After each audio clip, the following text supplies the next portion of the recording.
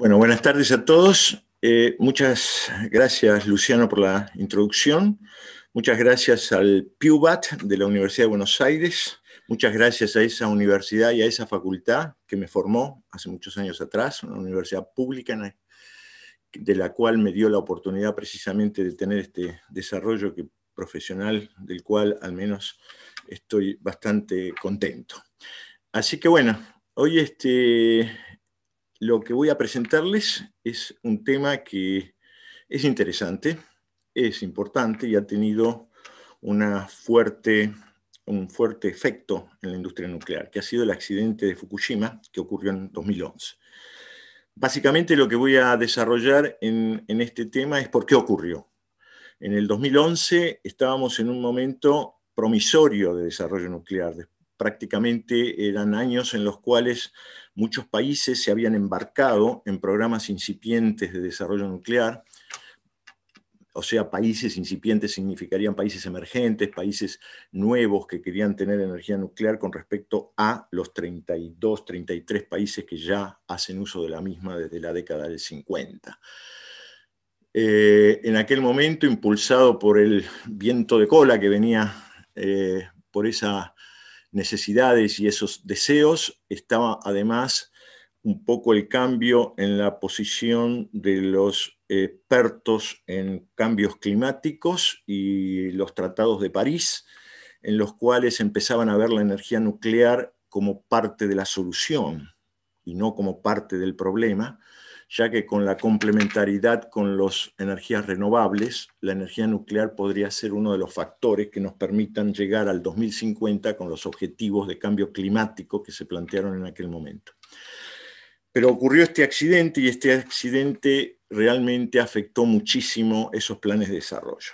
Yo lo que me voy a dedicar ahora es a explicar el por qué ocurrió desde el punto de vista de lo que la OIEA, o la Agencia Internacional de Energía Atómica, se encargó de investigar, de buscar en los antecedentes, en los hechos y finalmente en los datos del por qué ocurrió, cómo ocurrió y cuáles fueron sus consecuencias. Esto pasó en el año 2012 con el director general cuando anunció precisamente la necesidad de tener un informe que sea comprensivo, que sea respetable, que se base en evidencias y en datos y que pueda ser considerado como una pieza cierta de las razones de cómo ocurrió, por qué ocurrió y cuáles fueron sus consecuencias. Tuve el honor de participar de este estudio. Son 6 tomos, se publicaron en el año 2015, se desarrollaron entre el 2012 al 2015, y lo que me voy a referir es estrictamente lo que hemos encontrado en esas investigaciones, en esos estudios, en esas discusiones. Esto ha sido revisado por varios comités de pares de distintos niveles, se ha sido revisado por el gobierno de Japón también, que estaba muy interesado en que el informe. Tuvimos muchos conflictos, hay que decir la verdad. Tuvimos, por suerte, en lo que respecta a mi especialidad y a mis 50 páginas que escribí del tomo 2, exactamente lo que se encontró es lo que se escribió y lo que está ahí, y es lo que voy a dar precisamente en esta corta presentación de 1 hora. Los 6 tomos están a vuestra disposición. El tomo en el cual me voy a referir es el tomo 2 de los tomos técnicos, y es la primera sección. Ahí hay 50 páginas que explican de una manera bastante detallada el accidente, por qué ocurrió el accidente, desde el punto de vista de los eventos externos que fueron la causa primaria. La presentación tiene 5 partes, y vamos a ir rápidamente desde una ligera introducción hasta el por qué ocurrió el 11 de marzo, por qué ocurrió, cuáles fueran las bases originales de diseño que tenía esta instalación en la década del 60, y finalmente unas conclusiones generales. En la introducción me voy a ocupar de 2 temas, algo que digamos, dada la variedad de disciplinas de todos los que están en este momento asistiendo a esta charla, al menos tener una base común. Primero es el concepto de eventos externos. Los eventos externos son aquellos eventos que consideramos en energía nuclear que son no están relacionados con el proceso de la planta, es decir, no tienen nada que ver con la planta en sí. Son externos a la planta y generalmente se generan fuera de sus bordes, del borde del sitio de emplazamiento de la planta. De los eventos externos hay eventos naturales y hay eventos inducidos por el hombre. Una explosión, por ejemplo, es generalmente un evento, un ataque de misiles, es generalmente tanto voluntaria o no voluntaria, es un evento inducido por el hombre. Los eventos naturales son eventos externos que provienen de la naturaleza, es decir, los terremotos, los tsunamis, las inundaciones, los tornados, los ciclones, los efectos volcánicos, etc. Y el tercer concepto importante son aquellos eventos externos naturales extremos, es decir, valores extremos es un concepto, el concepto de extremo, es un concepto que en el tema de instalaciones nucleares nosotros lo definimos como aquellos eventos que tienen una muy baja probabilidad anual de ocurrencia, o bien, dicho en la inversa, tienen un periodo de recurrencia muy grande. Es decir, un evento, por ejemplo, un terremoto que tenga una probabilidad de 10 a la menos 4, 0,0001, implica más o menos un terremoto que tiene una probabilidad de ocurrir de cada 10.000 años. Después vamos a ver que esto no es tan así en el hecho de que no es que un terremoto que se va a producir cada 10.000 años se produzca cada 10.000 años, sino que se puede producir precisamente mañana. Y lo segundo es que tiene un alto impacto por las consecuencias sobre la gente y el ambiente debido a su generalmente intensidad. Es decir, son eventos que no se producen cada año o cada 5 años o cada 10 años o cada 100 años o cada 500 años como estamos acostumbrados en la industria convencional, sino que en la industria nuclear estamos hablando de probabilidades mucho más bajas. Y otro concepto importante de valor extremo es que 0,0001, o sea, 10 a la menos 4, no es 0. Porque para la gente común las probabilidades son 1 va a ocurrir, 0 no va a ocurrir. Bueno, 0,0001 puede ocurrir. Bueno, el segundo concepto importante es el del tsunami. Para que tengan una idea básica, voy a mostrar 2 transparencias sobre qué es un tsunami. Un tsunami es una onda en el mar. Esa onda en el mar tiene 3 estados en el cual tenemos la generación, la propagación y la inundación. Los tsunamis se pueden producir por un terremoto, se pueden producir por un deslizamiento de tierra en el mar, se pueden producir por un volcán, se pueden producir por un meteorito que cae en el océano o en el mar y entonces genera esa onda. En el caso de terremotos, el terremoto se genera en una falla, esa falla se mueve a una cierta velocidad y en una cierta distancia, es decir, un desplazamiento, en donde se libera la energía. Pues bien, ese es el momento de la generación. Que es en el momento de la generación se propaga la velocidad de desplazamiento de las 2 placas relativas entre sí a una onda. Y esa onda se va propagando en el mar y llega finalmente en el tercer estado a la costa, a las costas, ¿no? Y ahí se producen los fenómenos de inundación. Entonces, generación, propagación e inundación son las 3 fases del tsunami que hay que estudiar. Cuando uno dice, ¿cómo hago para evaluar la posibilidad de un tsunami? Bueno, tengo que ver cuáles son los mecanismos de generación. Luego que tengo una cierta idea de ello, voy a ver cómo se propagan en el mar, depende de la profundidad, se utilizan las ecuaciones de Boussinesq normalmente para eso. Lo importante es que en el mar las olas tienen una amplitud muy pequeña, esto es de apenas unos centímetros, pero hoy tenemos sensores en casi todos los mares y océanos del mundo, sobre todo después del 2004, en el cual se mide justamente el desplazamiento vertical y horizontal de las ondas, hasta llegar finalmente a las costas, donde la energía se transforma y de tener una menor amplitud pasa a tener una muy grande amplitud, son las grandes olas que vemos, que es función justamente de la profundidad. Bueno, entonces eso es un tsunami. Desde el punto de vista de las definiciones, es importante porque lo vamos a usar muchas veces durante las próximas transparencias. es el nivel de agua acá en la playa. Cuando estamos parados en la playa, el nivel del mar medio estándar puede ser donde tengo el cursor, la shoreline acá. Y bueno, cuando viene la ola vamos a tener una cierta altura de agua. La ola se va a propagar hacia el interior, va a llegar a este punto y el punto máximo que llega, la altura se llama run-up. Desde la costa, desde el punto donde estábamos parados antes del tsunami, hasta el momento en que el tsunami llega con la máxima altura, ahí tenemos la zona de inundación. Y puede ocurrir que la ola tenga una altura máxima mayor a la altura del run-up. Acá vemos, por ejemplo, lo que pasó en Indonesia, donde el run-up llegó hasta este punto en esa foto a la derecha que ven ustedes. Otro que ven ustedes a la derecha.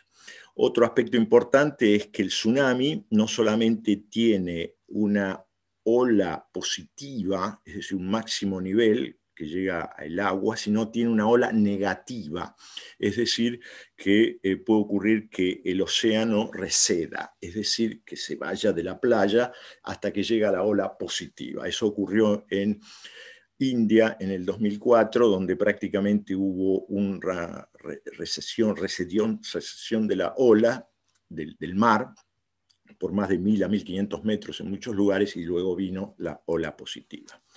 Desde el punto de vista de los efectos directos de tsunami, entonces tenemos la variación positiva y negativa en el nivel del agua, es decir, los niveles máximos y mínimos. Tenemos además que el agua no es limpia, viene con arena, o arcilla o todos los materiales livianos que transporta desde el lecho marino. Además tiene efectos dinámicos, es decir, viene con una cierta dinámica, con una cierta velocidad. Entonces tenemos una masa de agua, que es impresionante, es el océano, a una velocidad que llega, prácticamente puede llegar entre 30, 40, 50 kilómetros por hora en las costas normales. Entonces tenemos fuerzas, tenemos presiones sobre las instalaciones que están en la costa, es decir, efectos hidrodinámicos. Y lo peor, también se le agrega a todo eso que hay material flotante, es decir, hay residuos, viene con barcos, veleros, botes y todo aquel residuo que traen del mar. Ya vamos a ver un video precisamente que muestra eso. O sea, el tsunami no es simplemente aumentar o disminuir el agua en el mar enfrente de la instalación, es mucho más que eso.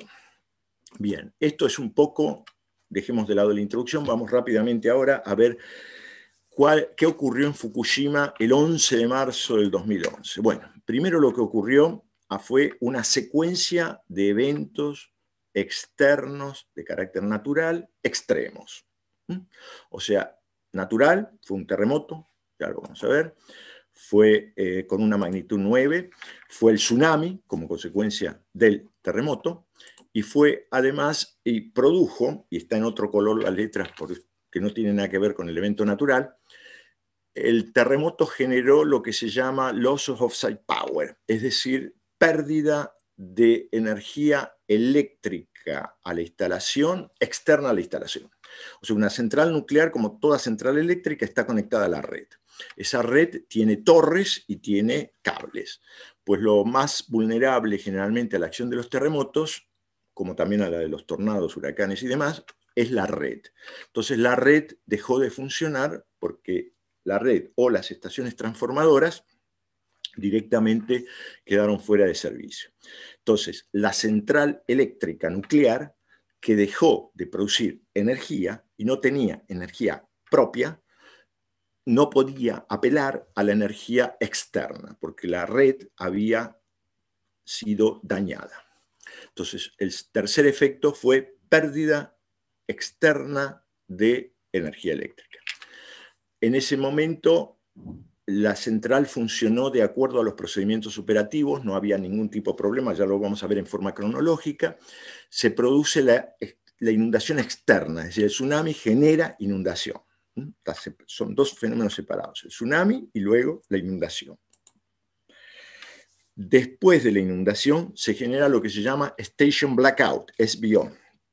Quiere decir que no solamente no teníamos potencia externa, energía eléctrica externa, sino que no había corrientes, o sea, no había potencia de emergencia, es decir, lo que sería Emergency Power Supply. Es decir, los diésel, los generadores diésel y las baterías dejaron de funcionar. ¿Y por qué dejaron de funcionar? Porque se inundaron. Entonces, en ese momento, la planta queda sin energía en forma absoluta, ni alterna, ni interna, ni de afuera, ni de adentro. Entonces, evidentemente, no había contacto con el sumidero de calor, es decir, no se podía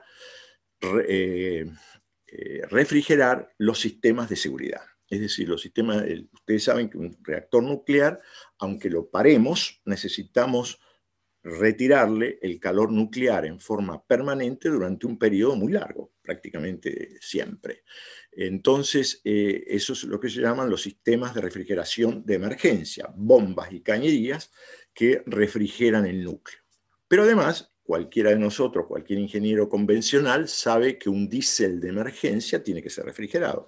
Pues bien, también los sistemas de refrigeración de los diésel fueron cortados, es decir, no funcionaron.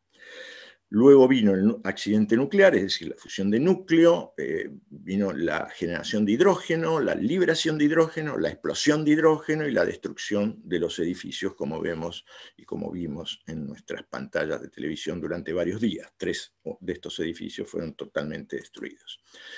Además de eso, durante muchos días, meses y prácticamente casi años, se produjeron réplicas, es decir, a una central que está en situación muy dañada, teníamos réplicas de terremotos bastante fuertes, bastante importantes. Y además vino un tifón.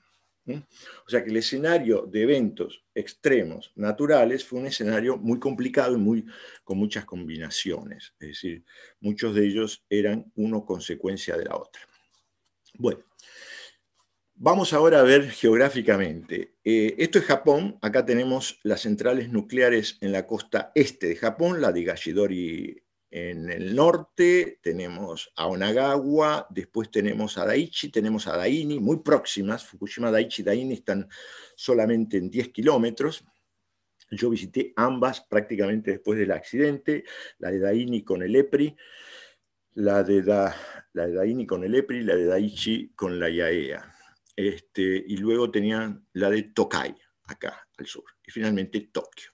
Esto en amarillo es lo que se llama la zona de contacto, de subducción, entre las dos placas tectónicas, la del Pacífico, América, Océano Pacífico, la placa americana hacia la derecha y hacia la izquierda la placa euroasiática. Y el momento y el lugar donde se produce el terremoto está marcado en este punto.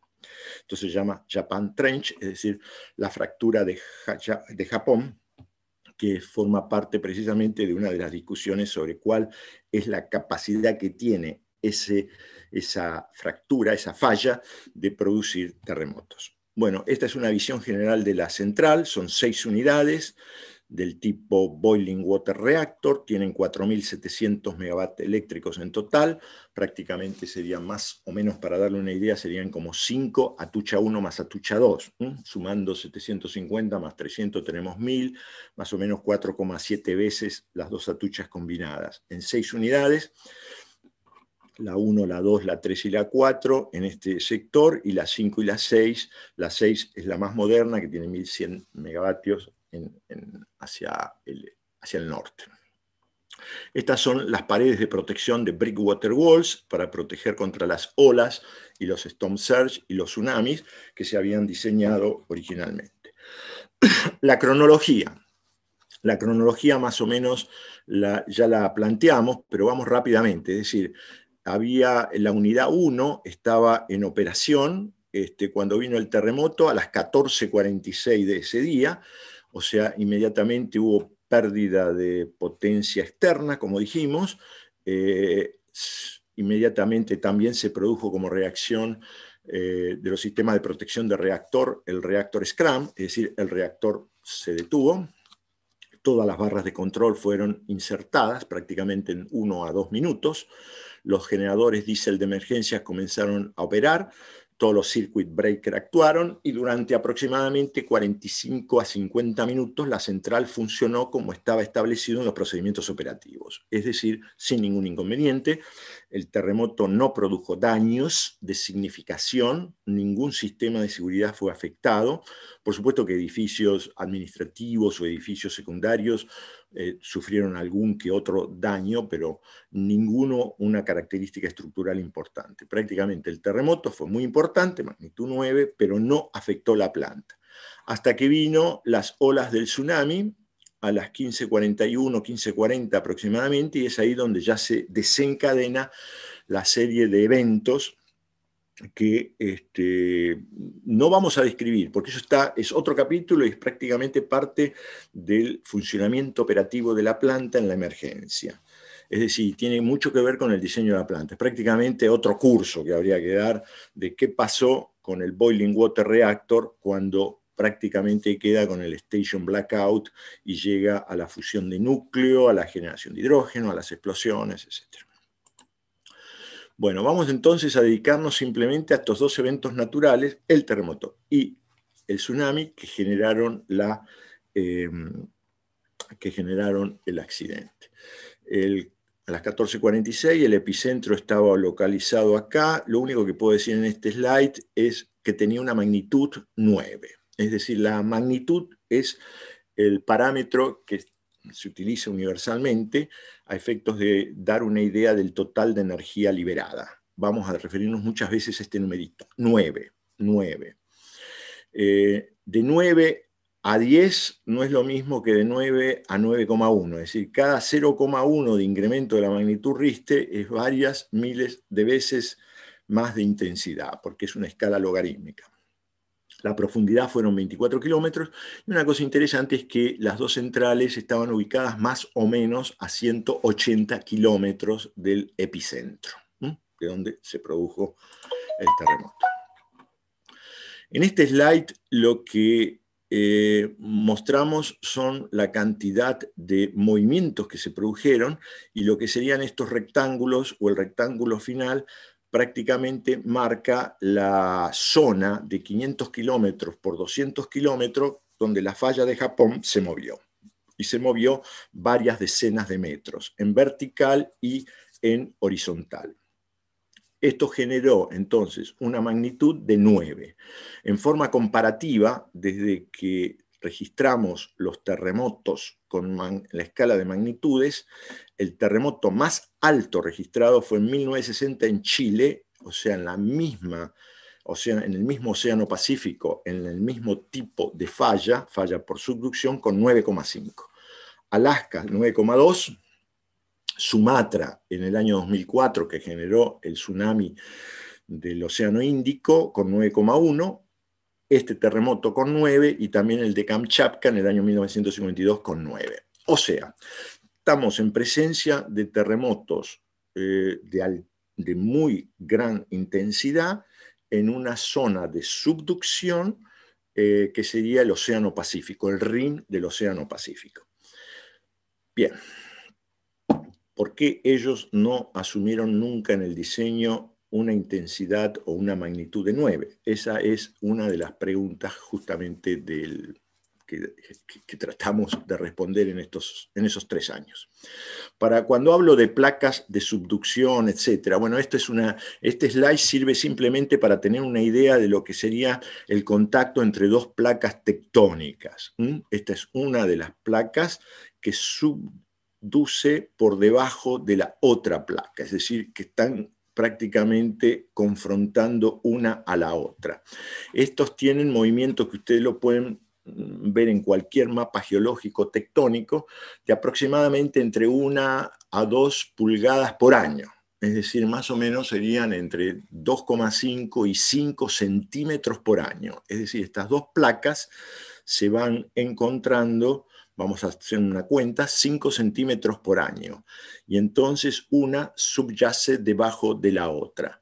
Hasta que llega un momento en que esas fuerzas de fricción se rompen después de 10 años, o después de 20 años, o después de 200 años. Es decir, si tengo 5 centímetros, en 200 años voy a tener más o menos 1000 centímetros, es decir, 10 metros. En ese momento, después de haber penetrado unos 10, si se vienen las cuentas rápidamente, prácticamente se produce lo que sería la ruptura de las fuerzas de fricción, la liberación de toda la energía, se produce un rebote de una placa sobre la otra, y es lo que está marcado acá. Ese fenómeno es el fenómeno de subducción que se produjo el 11 de marzo frente a las costas de Japón. La magnitud está dada precisamente por la liberación de la energía después de varios años de ir penetrando una placa por debajo de la otra. Entonces es lo que más o menos podemos llegar a tener una idea de cada cuántos años se puede generar un terremoto de esta característica. Vamos ahora al efecto del terremoto, no a la generación del terremoto. Y acá es la última slide que muestro el efecto en la planta. El terremoto genera aceleraciones cuando estamos ubicados a muchos kilómetros, genera daños, las ondas vibratorias. Esas ondas vibratorias se miden a través del desplazamiento o la aceleración que se nos mueve el piso. Pues bien, acá podemos ver que las 6 unidades teníamos acelerómetros colocados en las bases de los edificios del reactor y se obtuvieron valores que están marcados acá en rojo. Esta es la componente norte-sur, la componente este-oeste, porque la aceleración tiene 3 componentes, y la componente vertical.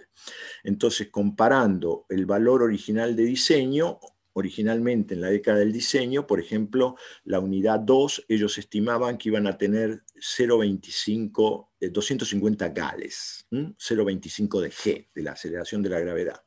Bueno, pues en realidad en vez de 0,25 llegaron a tener 0,55, es decir, fue más del doble. No obstante, en el medio de todo este proceso, allá por el año 2007 habían hecho una reevaluación y podían llegar a tener 0,44 G, 0,45, 0,42. Es decir, que ya estuvieron cerca de lo que realmente ocurrió en el 2011. No obstante, esto no tuvo ninguna importancia, repito, desde el punto de vista del funcionamiento de la planta, ya que esta excedencia en los valores de aceleración, debido a los coeficientes de seguridad con los cuales los ingenieros civiles, mecánicos y eléctricos calculamos nuestras componentes a los terremotos, no tuvo ningún tipo de problema. Así que olvidémonos de lo que pasó con el terremoto. Vamos ahora a lo que pasó con el tsunami. Este es un gráfico que muestra en la costa de Japón las alturas de Ranap, es decir, cuál fue la máxima altura que llegó al punto del Ranap.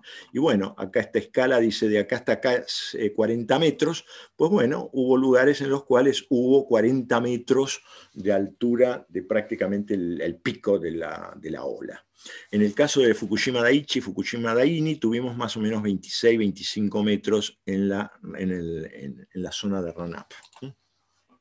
Este es un gráfico que muestra la ola.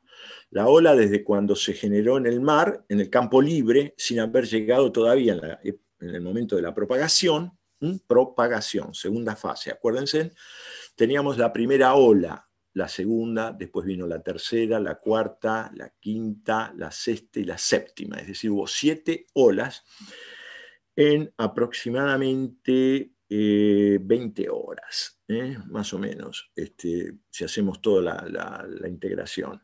Esta fue a las 15 horas de ese día llegó la primera hora, perdón, 6 horas, no 20 horas.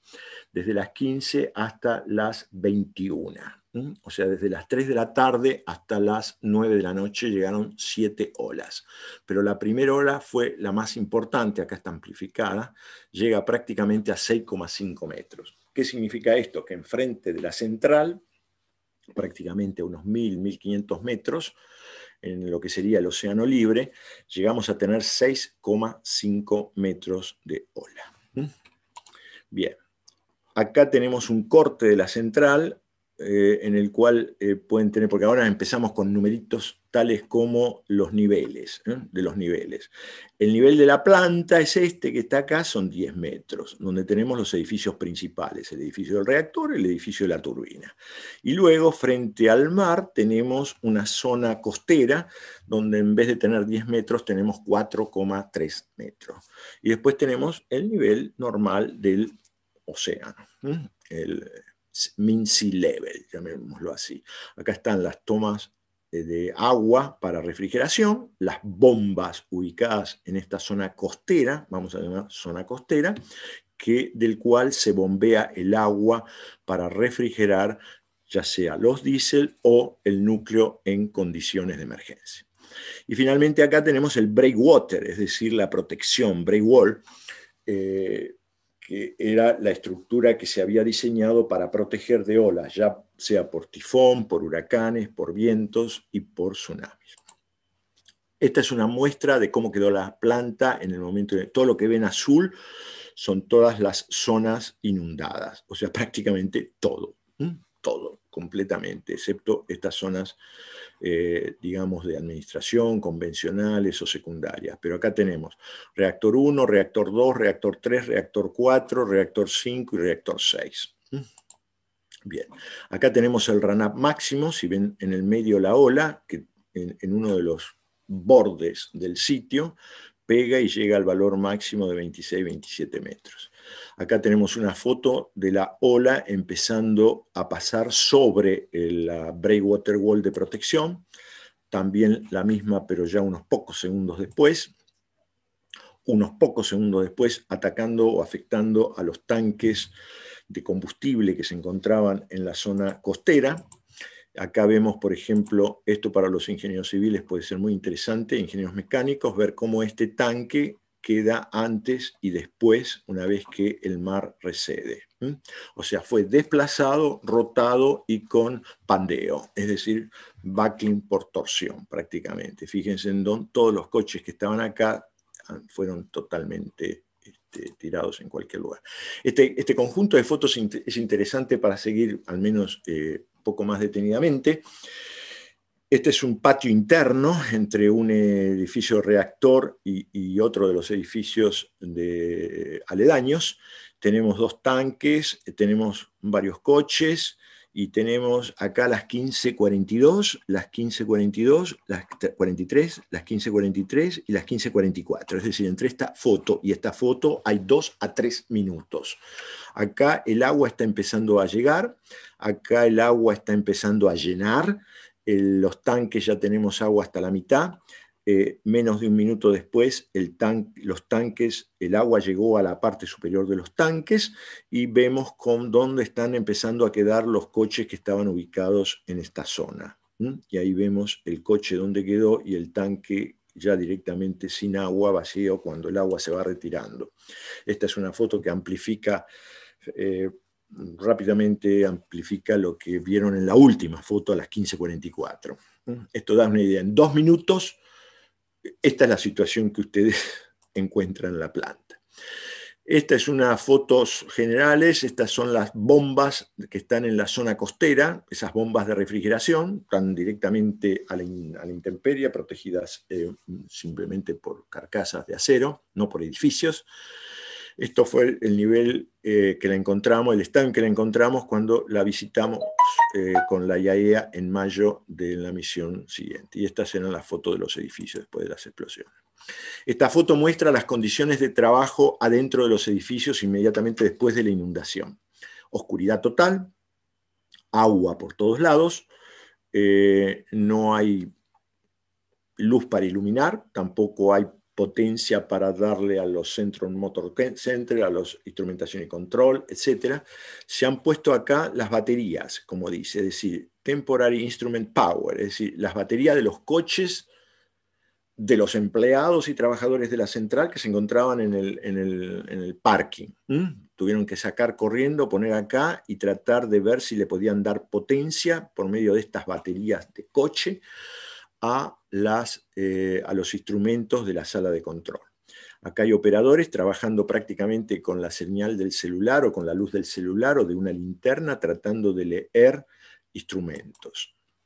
Bien, esto era qué ocurrió. Vamos a ver por qué ocurrió, y esto fue, este señor es el jefe de nuestra misión, británico, y estamos en la sala de emergencia en la cual nos están informando y dando datos. Lo que se trataba era básicamente de entender y de aprender de lo que había ocurrido y ver cuáles eran las condiciones originales de diseño, qué cambios se habían hecho durante el tiempo de operación y además conocer la realidad, es decir, de qué forma había el tsunami afectado y la inundación afectado a la planta.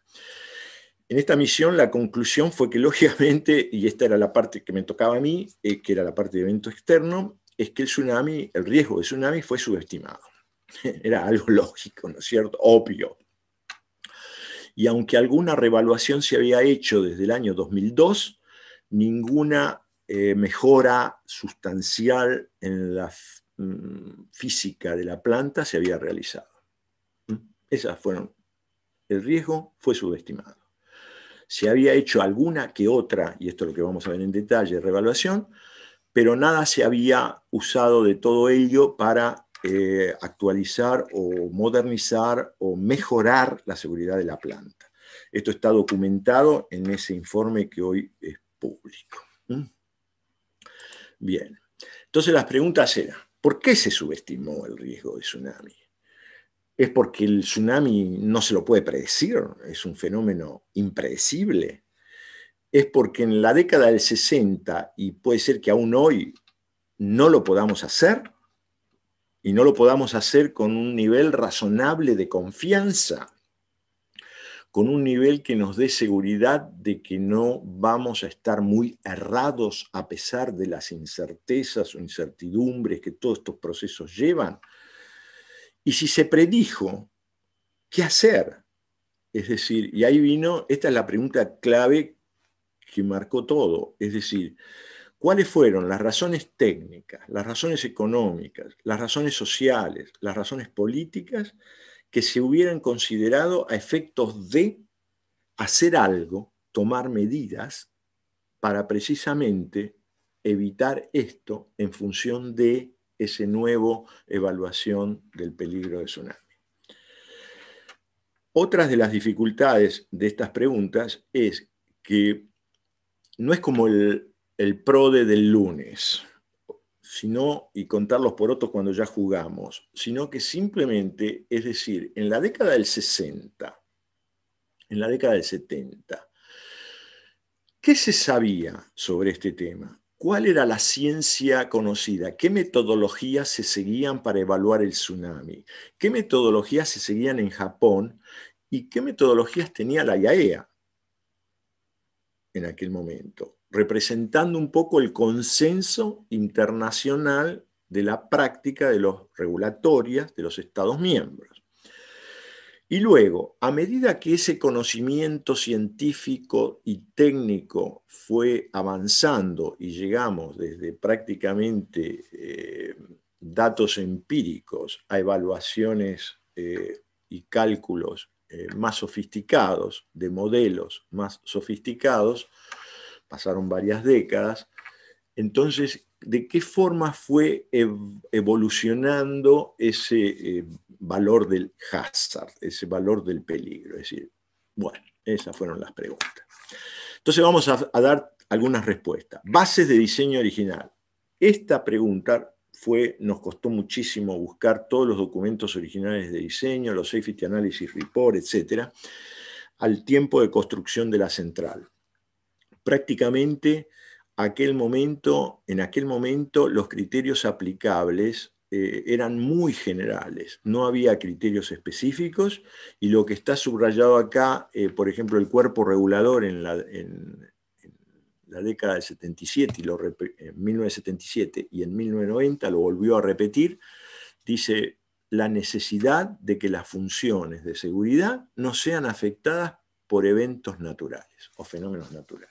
Algo muy, muy genérico, es como decir, usted tiene que hacer algo y nada más.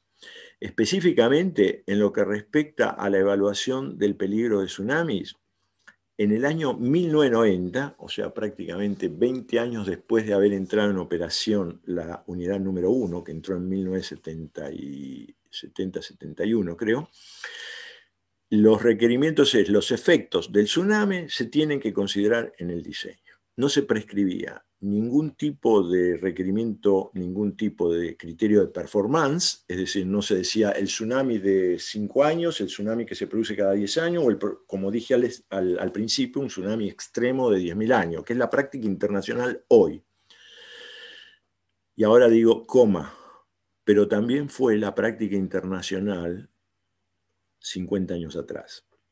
Es decir, ese valor extremo de 10 a la menos 4 era un criterio que la práctica internacional, basada en prácticas nacionales de varios países, y en particular de los Estados Unidos, lo tenía.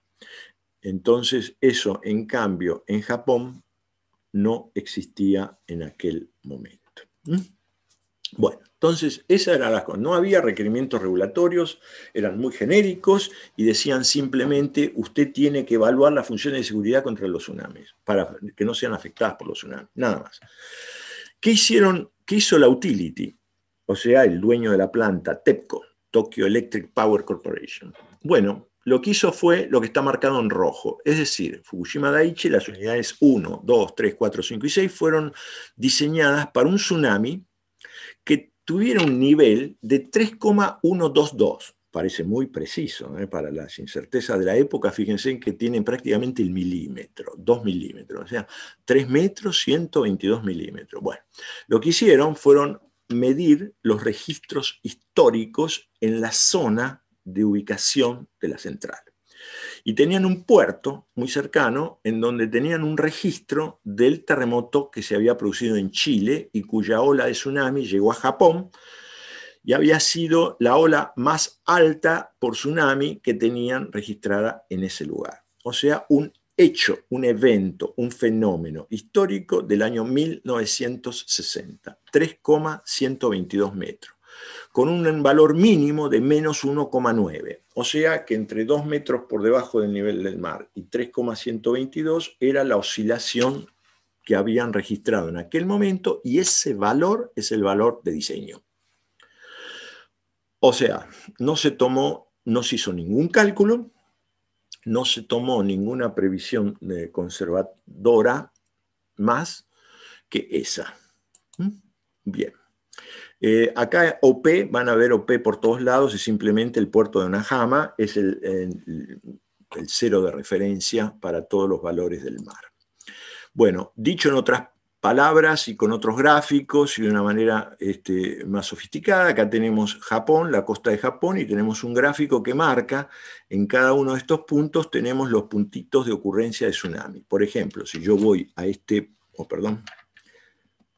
voy a este punto, ¿no es cierto? Voy a tener, acá voy a tener todos estos tsunamis, y el máximo, más o menos, tiene que ser aproximadamente 39 metros. O sea, acá tuvimos 39 metros. Y en cambio, en Fukushima, tanto Daiichi como Daini, hubo lo que se llama un seismic gap o tsunami gap, y históricamente, a pesar de analizar cientos de años de récord que tenían los japoneses, no encontraban valores más de 3 metros, 3,122 metros.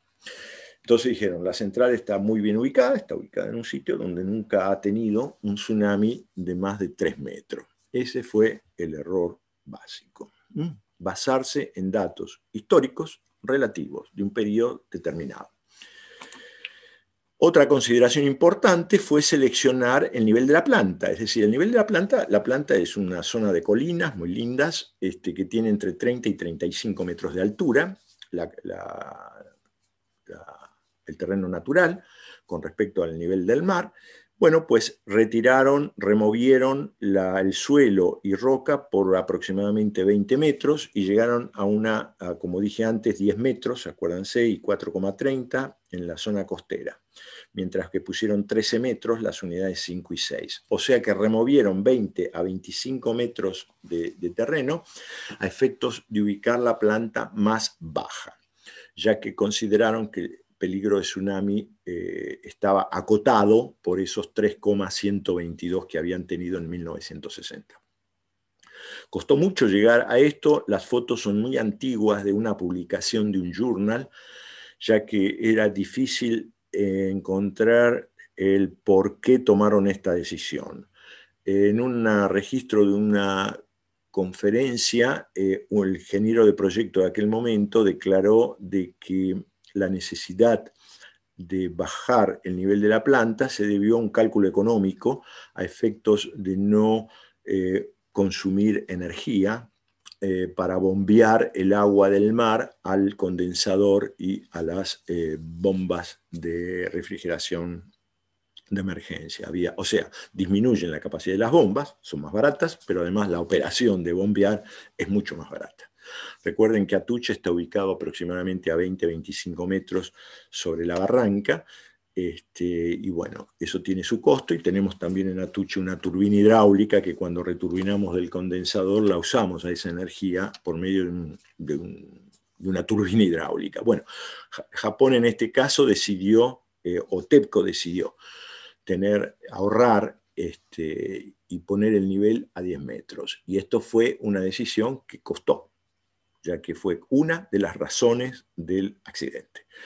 Porque si ustedes no pierden el hilo, Onagawa tiene una central, estaban del otro lado de la bahía y tuvo un run-up muy superior a 26, tuvo 40 y pico de metros. La gran diferencia con Onagawa entre Onagawa y Daiichi es que Onagawa, el ingeniero del proyecto, la puso a una altura mayor, es decir, usó la barranca.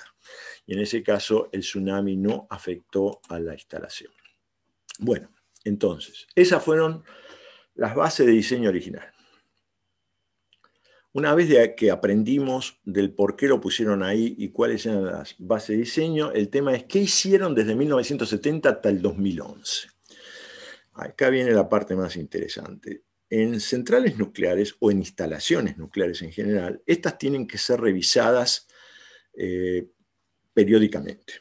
Cada 10 años es lo que más o menos la práctica y las regulaciones establecen, internacional y nacionalmente. Es decir, que cada 10 años nos paramos y vemos si las características del sitio, por ejemplo, o las condiciones de seguridad de la planta, es decir, hay una gran cantidad, todos los factores de seguridad nuclear se reevalúan. Uno de ellos, el sitio. Uno de ellos, lo que se llama datos relacionados con el sitio, características del sitio. Es decir, el terremoto, el tsunami, la meteorología, es decir, todo aquello que tiene que ver con la parte externa y con la parte interna del sitio, de qué manera cambió. Bueno, en el caso de Daiichi teníamos un periodo operacional de 41 años. Entonces la pregunta es, ¿qué hicieron ellos en esos 41 años? Bueno, no hicieron nada, prácticamente desde el punto de vista regulatorio. Es decir, la autoridad regulatoria no tenía normas, ni requerimientos, ni recomendaciones, es decir, normas de recomendación o normas de requerimiento que requiriera a la utility a efectuar un Periodic Safety Review. Solamente a partir del 2006 y luego como resultado de julio del 2007 del terremoto que afectó a Kashiwazaki Kariwa, la autoridad regulatoria les pidió a todas las utilities que revisaran la seguridad sísmica, es decir, la seguridad contra terremotos. Específicamente con respecto a los eventos de tsunami o fenómenos de tsunami, tanto la nueva guía del 2006 como específicas requerimientos luego del 2007, ninguno de ellos le decía que lo haga, es decir, le exigía hacer. No había un requerimiento específico para reevaluar, que fuera emitido por el regulador a los operadores. Sin embargo, el generador, operador, TEPCO, por su propio motivo y porque las utilities eléctricas habían desarrollado junto con la Sociedad Japonesa de Ingenieros Civiles, la JSCE, una metodología para evaluar el peligro de tsunami. Fue desarrollada en el 2002, fue publicada, digamos, como nosotros en la OIEA hemos participado del 2004 en el Museo en el tsunami del Océano Índico, y habíamos desarrollado todo un programa de seguridad nuclear contra tsunami, programa extra presupuestario, durante 5 años, del 2004 al 2009. Usamos justamente este método del JSE como uno de los ejemplos para evaluar tsunamis.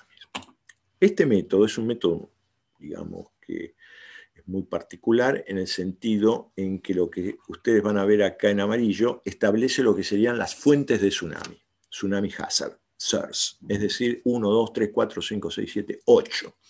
O sea que si soy de la utility, tengo una central nuclear en un sector determinado de acá, tengo que asumir 8 posibles fuentes de tsunami, las 8 rectángulos que ustedes ven acá, con las magnitudes de terremoto que ven acá, que no superan 8,4, 8,2, 8,1, 7,7 en el caso de Fukushima Daiichi. Es decir, Fukushima Daiichi y Daiichi estarían acá, y este rectángulo es el que yo debería asumir, o el otro rectángulo, y tengo intensidades de 7 magnitudes, de 7,9, 8,1. Bien, asumiendo que un terremoto se produzca en esa fija localización, entonces se calcula de qué manera se puede transmitir una onda, cuál sería la amplitud de esa onda, y se llega a un valor máximo mínimo de agua, de inundación. Se hacen, por ejemplo, 145 escenarios de tsunami, y aplicando estas, se llega a un envolvente, y el valor final es el que tienen acá, 5,7 metros. Entonces acuérdense que primero el terremoto fue de 9, no fue de 7,9 ni de 8,1, fue 9, muchas miles de veces superior. Entonces ya en vez de 3,122, la evaluación hecha en el 2002 llega a una altura de más 5,7 metros. Recuerden que este nivel era 4,3. Quiere decir que cuando tenemos 5,7 ya tenemos 1,4 metros de inundada la zona costera. Entonces tenemos las bombas de refrigeración. ¿Qué hacer con ella? Entonces lo que hizo TEPCO fue levantar los rotores y motores de las bombas en 1,4 metros. Es la única medida que tomaron de efectiva de mejora del sitio. Y finalmente, ahí después de varios años llegaron a 6,1, es decir, usaron mejores datos, usaron una topografía más precisa, una batimetría nueva, unos nuevos datos de marea, 6,1. Es decir, 6,1 metros fue el valor de reassessment. No obstante, la ciencia siguió progresando con distintos tipos de modelos, con distintos tipos de suposiciones, e hicieron lo que ellos llamaron trial, es decir, prueba 1, prueba 2, prueba 3. Primero hicieron un análisis probabilístico, luego usaron el método oficial, pero la fuente, en vez de ser fija, se pusieron a jugar, a mover con un terremoto de 8,2 en cualquier lugar de la falla de Japón. Y luego usaron también el método de Yogan del 869, es decir, en el año 869, un famoso terremoto y tsunami de Yogan que había afectado Tokio y varias zonas, un tsunami devastador. Y entonces con estos trial, ¿a qué numeritos llegaron? Bueno, en el trial 2 llegaron usando 8,2 de magnitud de un terremoto que se pudiera mover en cualquier momento, en cualquier lugar de la falla de Japón.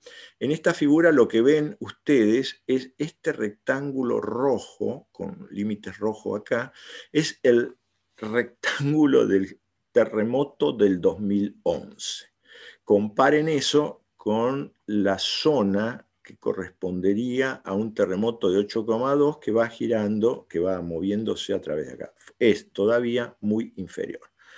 No obstante, a pesar de ello, y perdón que se movió, llegaron a números de 9,3 para las unidades 1,4, a 10,2 para las unidades 5 y 6, y en algunos lugares cercanos a las bordes del sitio a 13,7 y 15,7. En conclusión, recuerden, 3,122 en el año 60. Bueno, de aquel valor de 3 metros 10 llegan a los 15 metros, 14 metros, a evaluarlo en el año 2009. Lo mismo con el Trial 3, usan más o menos las mismas hipótesis y llegan a valores de 13 metros a 10 metros. Bien, acá está, en esta transparencia van a ver las comparaciones entre los distintos modelos, es decir, el modelo 1, el modelo 2, modelo 3 y el modelo oficial de fuentes fijas.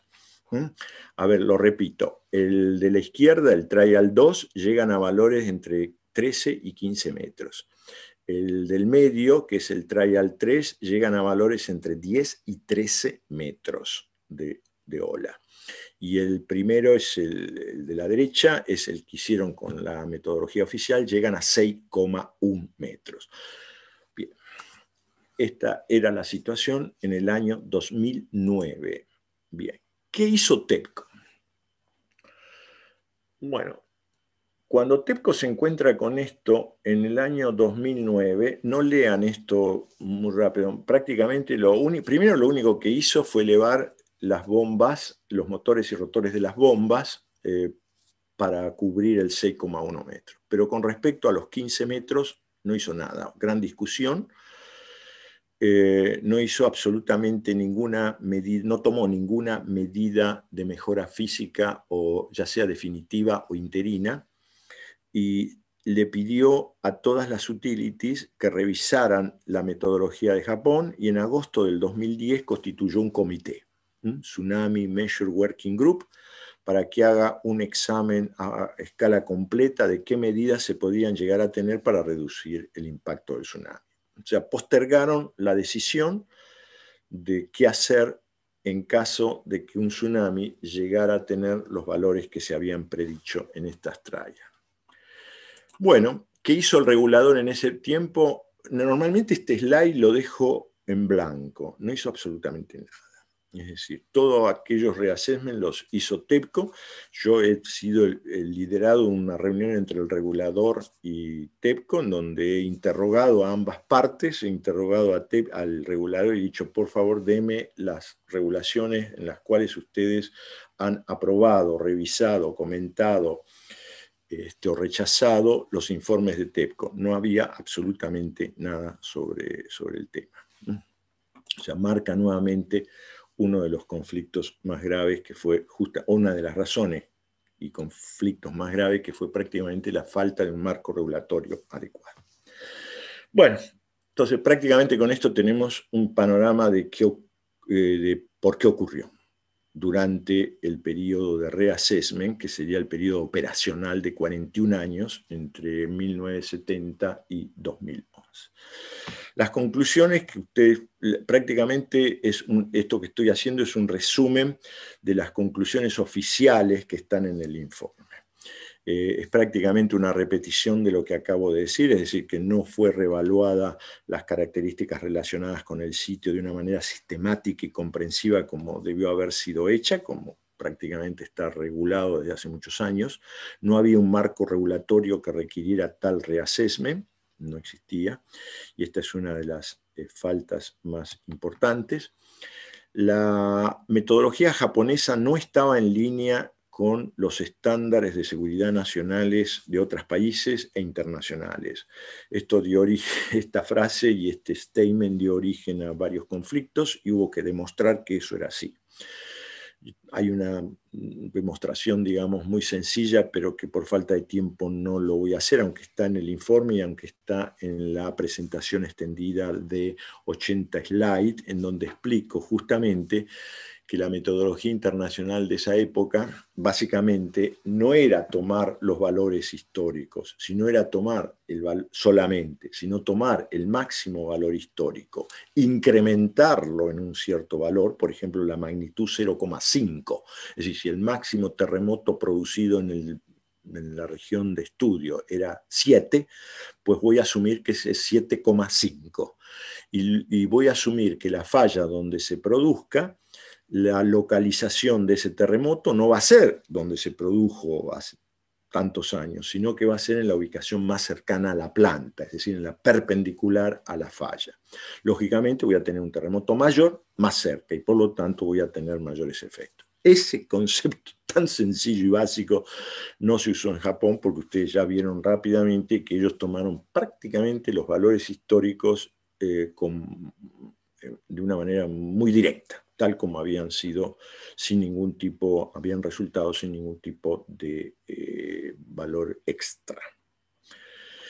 Bien, la definición del nivel de la planta fue importante, prácticamente el elemento clave. Si la planta hubiera estado elevada unos 5 a 10 metros más, no hubiera sufrido este nivel de inundación.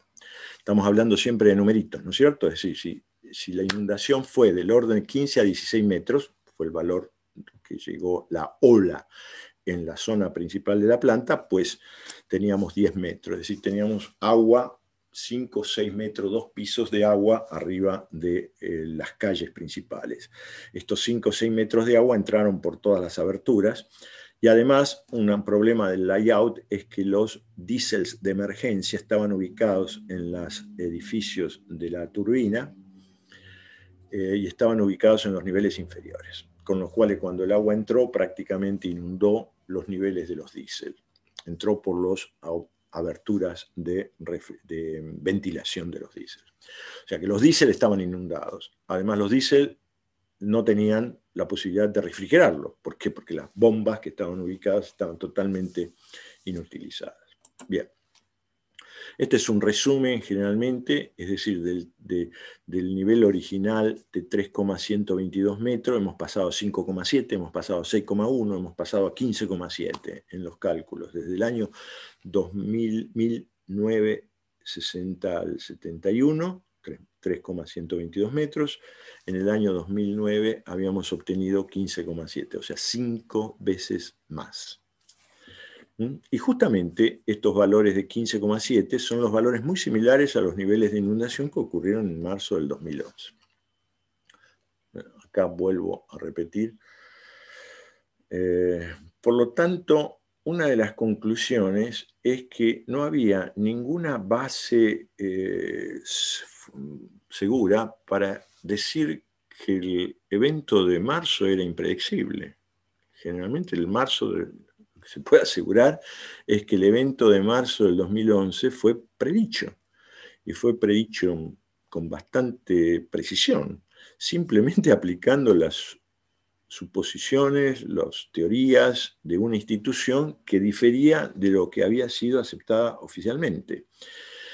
O sea, en la institución esta que empujó mucho para poner el terremoto de 8,2 en cualquier lugar de la falla de Japón, es decir, en lugar de ser una falla, una fuente fija, era una fuente que se movía y de mayor magnitud, era una institución que se dedicaba a los terremotos, es decir, el Headquarter for Earthquakes Research Center, que era una institución oficial de Japón a cargo de los terremotos, pero esta institución no fue, digamos, respetada en sus prescripciones por la industria nuclear, por el regulador nuclear, por el gobierno de Japón, y por eso lo único que pudieron hacer es prácticamente una especie de trial, y esperar, y esperar, y esperar.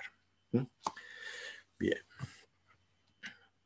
Las acciones de remedio, es decir, aun cuando TEPCO esperó muchos meses y años, desde el 2009 hasta el 2011, y no tomó acciones, hoy podemos saber que acciones no tan caras, no tan complejas constructivamente, se podrían haber tomado y podrían haber salvado a la planta. Es decir, la gran diferencia entre acciones de tipo definitivo y acciones de tipo interino. Ya simplemente con generadores diésel móviles ya hubiera sido una situación distinta. Con bombas, con tanques, etcétera, ya se hubiera podido paliar lo que vino después en las acciones consecuenciales. Finalmente, en este slide, una de las conclusiones fue el problema que hay en mitigar fenómenos que generan lo que se llama modos de falla de causa común, Common Cause Mode Failure. Es decir, un terremoto produce falla en muchos sistemas, en muchos componentes. Es decir, no es que una componente falla porque tiene una falla intrínseca de mantenimiento o de degradación, etc. Un terremoto afecta prácticamente a toda la planta, todos los sistemas, y afecta a todas las unidades que están en una planta nuclear. Una planta nuclear está generada por multiunidades, en este caso 6 unidades. Bueno, justamente la consideración de multi-units plan no se había tomado en la evaluación del riesgo. Y el otro era justamente los problemas de tener 2 plantas nucleares de la misma utility separadas 10 kilómetros, que las 2 estaban en las mismas condiciones de daños y de emergencia. Y entonces prácticamente no podés llamar a tu amigo porque tu amigo está tan ocupado como vos en resolver el problema. Entonces no te va a suministrar herramientas, no te va a suministrar recursos humanos, no te va a suministrar un generador de emergencia o una bomba para sacar agua. Porque en ese momento además las rutas entre las 2 unidades, entre las 2 plantas, están totalmente interrumpidas. Bueno, esta es la conclusión final. El accidente se pudo y tendría que haber sido prevenido, porque era perfectamente predecible, pero más que era perfectamente predecible, se había predicho, señores. Ahora, dejando de lado el informe, hay algunas consideraciones finales que quisiera hacer. Generalmente cuando pasan estos desastres, los expertos y los ingenieros nos ponemos a tratar de encontrar las lecciones aprendidas. Mi experiencia desde el año 2004 con el Océano Índico, en el 2007 con Kashibasaki Kariwa y en el 2011 con Fukushima, es que más que lecciones aprendidas hay una gran cantidad de lecciones olvidadas. Y es ahí donde precisamente la transferencia de conocimiento y de información de los más viejos a los más jóvenes es muy importante. Y luego lo puse en español, hay que hacer bien las cosas desde el principio. Hay que tener una actitud permanente para mejorarlas y hay que ser muy proactivo en la resolución de los problemas y los conflictos. Los problemas y los conflictos hay que resolverlos, no hay que ponerlos debajo de la alfombra, porque siempre al final esos problemas nos van a terminar ahogando. Bueno, ahogando en este caso es porque había un tsunami. O sea, hay que hacer las cosas bien desde el principio. Si hubieran hecho bien las cosas desde el año 1960, con un criterio un poco distinto, no hubiera pasado este accidente. Los elementos que habría que highlight, o sea, que sobresalir, en este caso que están en el informe, es conducir periódicos revisiones de la seguridad, actualizar las normas, las regulaciones, los estándares, considerar escenarios muy complejos cuando se trata de esos extremos extreme external events, es decir, combinaciones de eventos externos. Hay que tener consistencia en la manera de realizar las evaluaciones. Algo que hemos aprendido en la industria nuclear, digamos, los ingenieros normalmente cuando salen de la universidad se creen que aplicando los códigos pueden diseñar una estructura. Esto no es así. Los códigos los hacen las personas, a esos códigos hay que actualizarlos y la carga producida por un terremoto no es algo que se obtenga de un reglamento dado. En el caso de las centrales nucleares, nosotros tenemos que evaluar cuál va a ser ese terremoto para cada sitio específico. Y hay metodologías perfectamente desarrolladas y hay un estado de la práctica que va evolucionando permanentemente. Hoy no es lo mismo que hace 10 años atrás en todo lo que hemos aprendido. Hay que considerar las incertidumbres, es decir, nuestras ignorancias y nuestras fallas de modelización. Y además el hecho de que los fenómenos no son perfectamente determinísticos.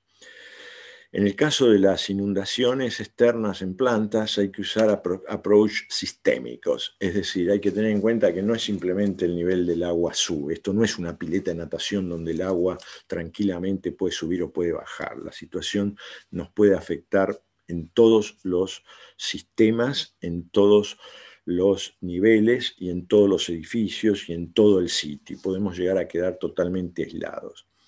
Hay que implementar medidas de mejora de una manera apropiada y conveniente y adecuada, en una manera apropiada. Ya dijimos, considerar múltiples unidades en un mismo sitio no es lo mismo que una unidad, no es lo mismo que considerar cada unidad individualmente, y además el problema de múltiples sitios en la misma región. Y finalmente hay que instalar sistemas de aviso. Generalmente los eventos naturales avisan. El terremoto no avisa.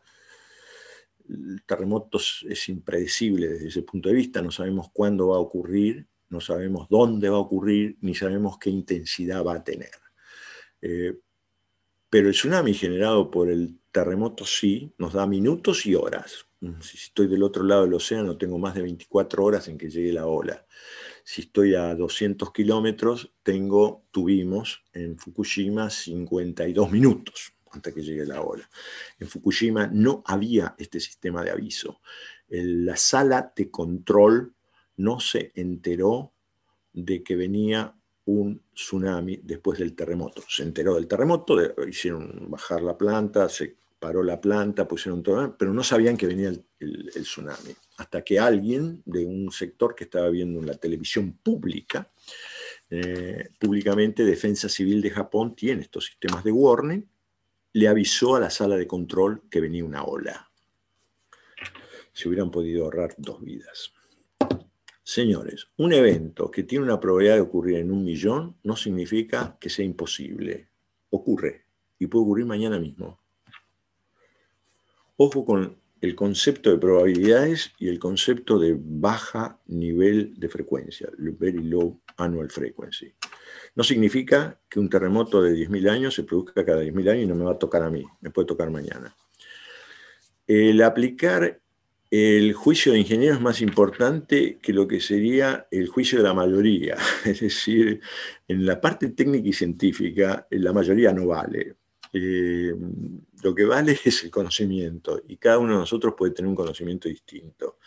Tampoco hay que seguir lo que sería el approach oficial, porque esa es la teoría oficial, es la que debemos aplicar, y no vamos a darle la posibilidad de que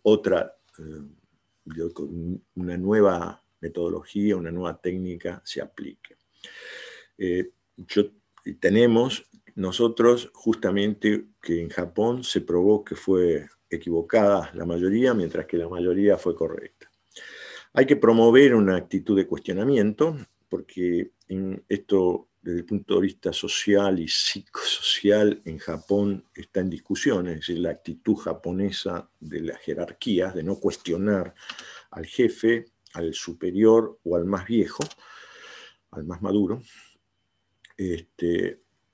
genera mucho daño en el desarrollo de las decisiones. No en el desarrollo científico, lo que es extraño, sino que en las decisiones de aplicar el correcto conocimiento científico, el último conocimiento científico.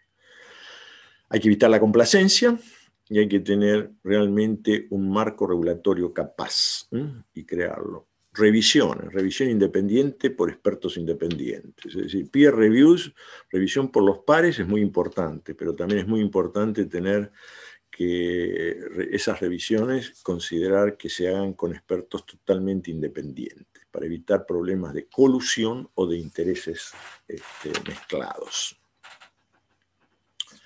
Bueno, el sitio es una cosa, seleccionar el sitio, no se crean que se hace una vez para siempre. Así que bueno, las respuestas están dadas a las preguntas, es decir, las razones ya las expliqué, los fenómenos estos eran predecibles, se predijeron en realidad. Lo que había que hacer era actuar y no producir la postergación en la toma de decisiones. Bueno, acá se terminó. Y mientras descansamos, les voy a mostrar un video de 2 minutos. Es impresionante, es la ciudad de Onagawa, a pocos kilómetros al norte. Un señor en la terraza graba este video de un edificio, la terraza de un edificio de hormigón bien asentado. Observa que llega la ola y empieza a inundar las calles internas de la ciudad de Onagawa, el puerto de Onagawa. Entonces ustedes van a observar cómo el agua va creciendo, cómo los vehículos comienzan a ser desplazados.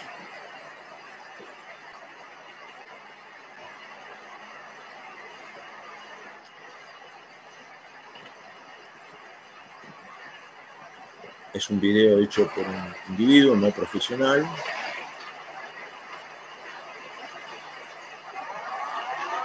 Ven este puente, es un puente en la costanera.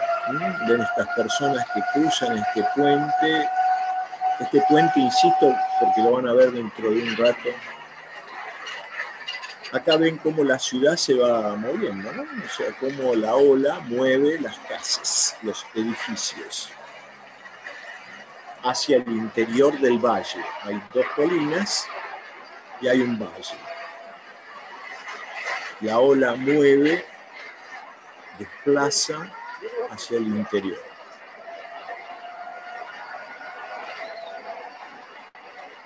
En esos edificios hay gente. Y ahora ven que la ola vuelve,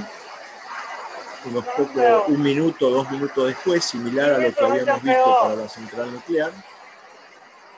Y cuando vuelve con todo lo que arrastró en el momento de la ida. Todas las construcciones, vehículos y elementos que habían ido, ahora vuelven.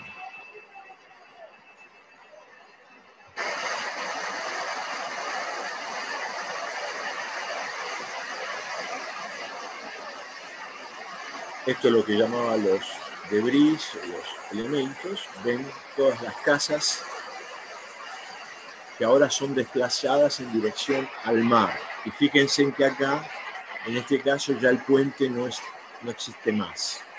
Acá viene.